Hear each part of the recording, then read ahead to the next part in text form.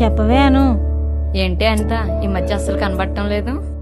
ఏం చెప్పనే బాబు, నా బాధ ఈ ఎండ వల్ల ఏంటో తెలీదే, ఫేస్ లో గ్లో అంతా పోయింది, అందుకే బయటికి రావట్లేదే.